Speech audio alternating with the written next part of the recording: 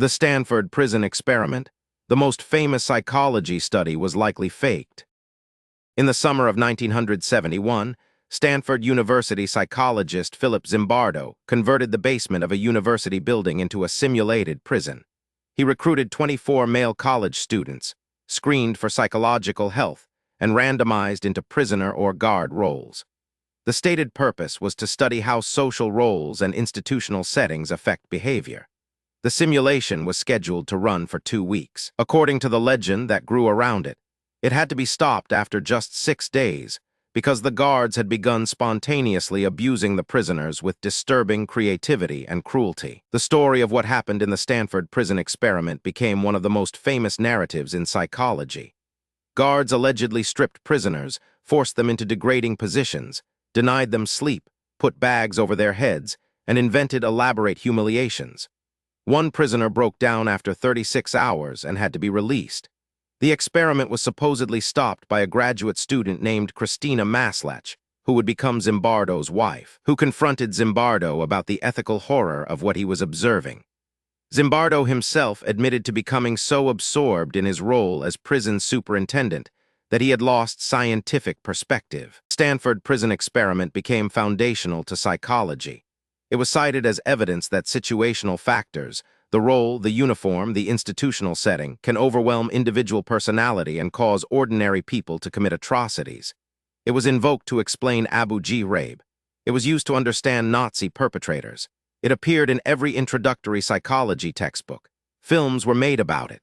Zimbardo wrote a best-selling book. For 50 years, it was presented as one of the most important demonstrations of human psychology ever conducted. The problems with the Stanford Prison Experiment began to emerge seriously in 2018, when journalist Ben Blum published an investigation based on previously unreleased recordings and interviews with participants. Blum's most significant finding was an interview with Dave Eschleman, the guard who had become most notorious for his cruelty, having adopted a character he called John Wayne. Eschleman told Blum that he had not spontaneously become abusive. He had consciously chosen to perform the role of a tough guard based on his understanding of what Zimbardo wanted from the experiment. Eschleman's account was corroborated by documents from the experiment itself. Zimbardo's own recorded instructions to the guards included telling them to be tough, to be firm, to make the prisoners feel powerless. These instructions were given before the experiment began. The guards were not behaving spontaneously, they were following instructions. The famous conclusion that ordinary people spontaneously become abusive when given authority was not demonstrated by the experiment, because the experiment's design included active encouragement of exactly that behavior. Prisoner 8612, Douglas Corpy, is the man who appeared to have a nervous breakdown after 36 hours and was dramatically released. His breakdown became one of the most powerful images of the experiment's impact. In later interviews, Corpy said that he had been faking his distress. He was a pre-law student who wanted to leave the experiment to study for his exams. When he realized he could not simply quit, he began performing emotional distress until Zimbardo agreed to release him. His breakdown, which was presented as evidence of the experiment's psychological impact, was a performance. Stanford Prison Experiment's scientific problems go beyond the coaching and the faking.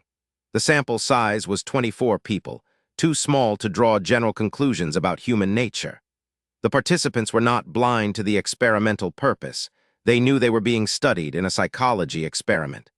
The roles were not randomly lived. They were performed by people who understood they were performing, and the experiment was never successfully replicated. A 2019 attempt to replicate key elements found that guards did not spontaneously become abusive even without coaching. The replication failure is, scientifically, the most decisive finding. The Stanford Prison Experiment is still taught in psychology courses, still cited in discussions of human nature and institutional abuse. Zimbardo's book is still in print. The films are still being watched. The experiment's conclusion that ordinary people can become perpetrators when given authority may still be directionally correct. Milgram's obedience experiments, which had better methodological controls, produced similar findings. But the Stanford Prison Experiment itself, as an empirical demonstration, is not reliable evidence for that conclusion. It was a theater production presented as science, and for 50 years it worked.